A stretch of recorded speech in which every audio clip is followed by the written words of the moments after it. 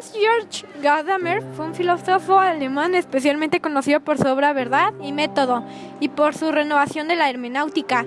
Si bien la filosofía gadameriana es difícil de sistematizar en tanto que no brinda respuestas definitivas, es posible de realizar y pasible de ejecutar la dilucidación de un abanico de generalidades que permitan, utilizando un término propio del autor en cuestión, una fusión de horizontes con respecto a su propuesta.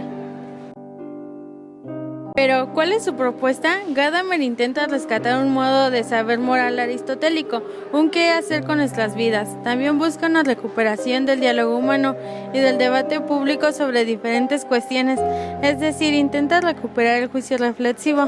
Dice Gadamer, la comprensión no es uno de los modos de comportamiento del sujeto, sino el modo de ser del propio estar ahí. Comprender no quiere decir seguramente tan solo apropiarse una opinión transmitida o reconocer lo consagrado por la tradición.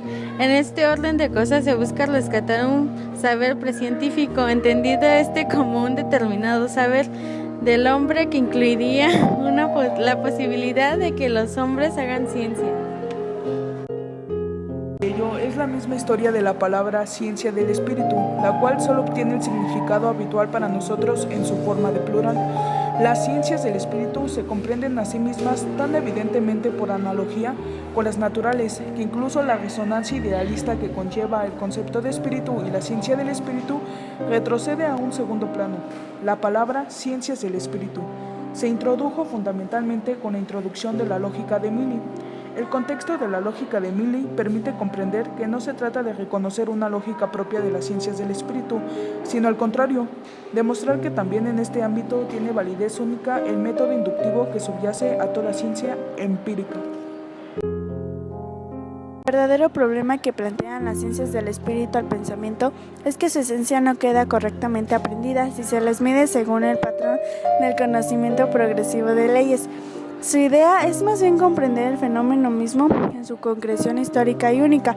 Por mucho que opere en esto la experiencia general, el objetivo no es confirmar y ampliar las experiencias generales para alcanzar el conocimiento de una ley del tipo de cómo se desarrollan los hombres, los pueblos, los estados, sino comprender cómo es tal hombre, tal pueblo, tal estado que se ha hecho de él o formulado muy generalmente como ha podido ocurrir que sea así.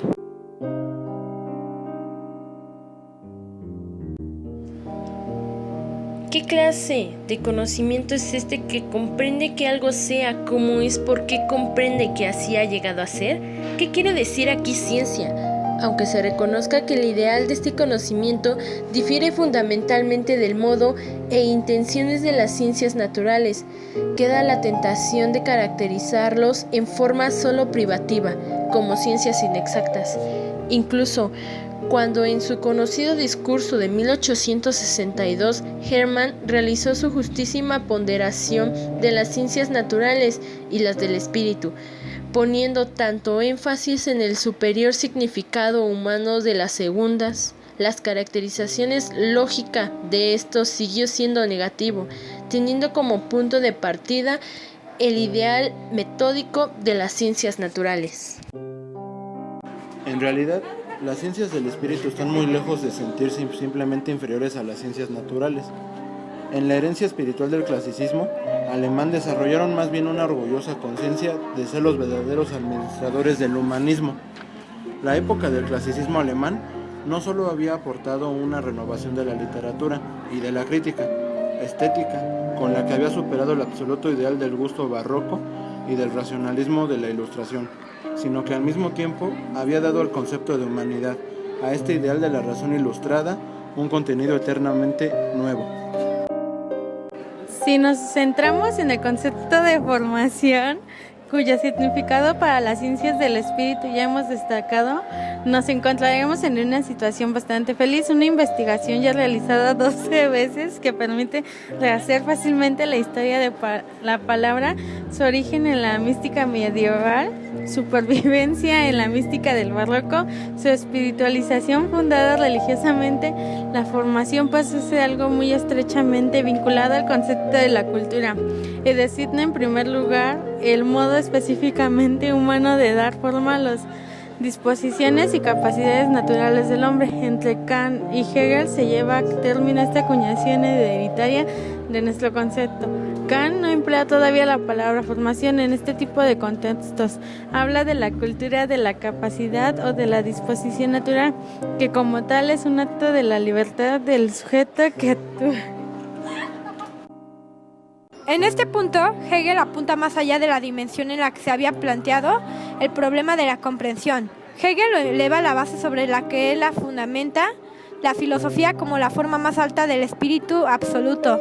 En el saber absoluto de la filosofía se lleva a cabo aquella autoconciencia del espíritu, como dice, reúne en sí de un modo superior, también la verdad del arte. Para Hegel es la filosofía, esto es, la autopenetración histórica del espíritu, la que permite dominar la tarea hermenéutica. Su posición representa el extremo opuesto del autoolvido de la conciencia histórica. En ella, el comportamiento histórico de la imaginación se transforma en un comportamiento reflexivo respecto al pasado. Hegel expresa así una verdad decisiva en cuanto que la esencia del espíritu histórico no consiste en la restitución del pasado, sino en la mediación del pensamiento con la vida actual. Hegel tiene razón cuando se niega a pensar esta mediación del pensar como una relación externa y posterior y la coloca en el mismo nivel que la verdad del arte. Era claro para mí que las formas de la conciencia de nuestras heredadas y adquirida la formación histórica, conciencia estética y la conciencia histórica, presentan formas alineadas de nuestra